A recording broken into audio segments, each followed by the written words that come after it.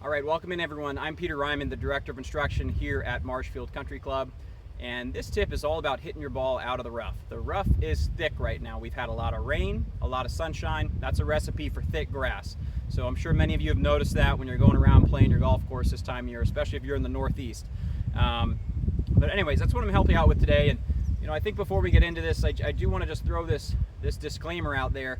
If you have a bad lie in the rough, take your medicine. Right? Choose a more lofted club and just make sure you put your ball back into the short stuff. Okay? Sometimes the lie is so bad that there's just not a whole lot you can do. But when it's not that bad and when it's sitting down maybe just a little bit and there is an opportunity to get some good wood on it, here's what you need to do. So number one, I want you to grip up on the club a little bit, about an inch or so, right?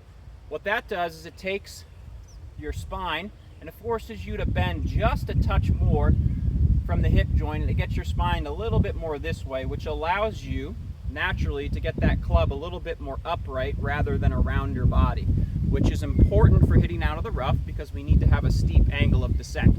Okay? Number two, I want you to take your ball position. Normally if you're, say, here in your stance, I want you to play it about back here. Right? So normally here, you're going to go back here, just a little bit further back in your stance with the ball position. That's going to ensure some better ball first, ground second contact. Number three, I want you to try standing a little bit closer to the ball. Okay, so me, for example, I would normally be around here in my stance. If I have a bad lie in the rough, I'm going to go ahead and shuffle in a little bit. And you'll notice that it takes my shaft, and my shaft now goes from this condition to more of this condition, which makes it slightly more upright, which, getting back to what I was saying before about gripping up on the club, it helps you swing a little bit more vertically up and down and create a steeper angle of descent. Last thing with your setup you can do, and I only recommend this if it's really just a terrible lie, is take your club face and you can open the club face up just a little bit. And the reason for that is when you swing and your club descends down into the ball, think about the blades of grass. The blades of grass will first touch your heel, right? And then as they touch your heel, it will slow that down, but the toe of your club will close. So when you hit out of a really bad lie, the tendency is for the club face to close. So if it is a very bad lie, make sure, just take that club face, just open it up just a little bit. Just aim a little bit more to the right at address, and that'll help you hit a straighter shot. Okay, so that's it for the setup keys, right? And the last kind of key I want you to think about, it's good to have just one in-swing thought. I want you to try and make sure you create a little bit more wrist hinge in the backswing. Now, when you create that wrist hinge, you're essentially trying to take that angle and carry it and transport it. But we'll just keep it simple. I want you to take your thumbs. I want you to feel like your thumbs are throwing over your right shoulder in your backswing. That's going to ensure you have a little bit steeper angle of descent into the ball. Okay? So again, here are the keys, right? So here's a bad lie. Let me create a bad lie in the rough here. So ball's sitting down a little bit there.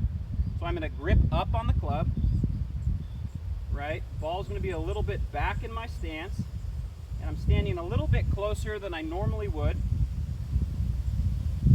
Now this lie's not terrible, so I'm not really going to open the club face. I'm going to leave it square. And in my backswing, I'm just trying to feel like I have ample wrist hinge in my backswing. And that's really about it.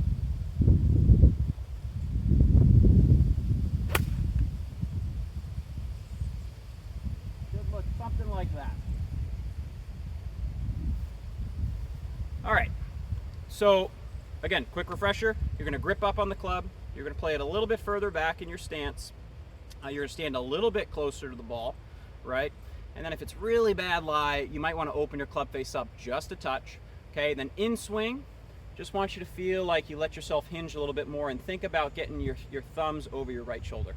Okay, hopefully that is helpful. Hopefully you will have a little bit more success out of the rough now over these next couple months, as the rough will remain long and healthy before we get into the fall season. But that's it, signing out. Take care, everyone.